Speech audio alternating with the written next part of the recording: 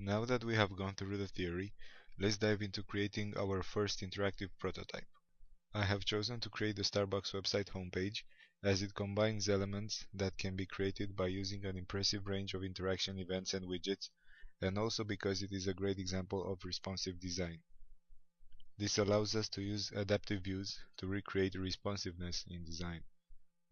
I am not affiliated in any way to Starbucks, and the sole purpose of using it as an example is that I find it suitable for our purpose, which is to learn Axure RP. Here is a screenshot of the page that we will create in the following lessons. With each video, we will get closer to the complete prototype, and all the intermediary steps are accompanied by the RP file for your reference. Now let's get started.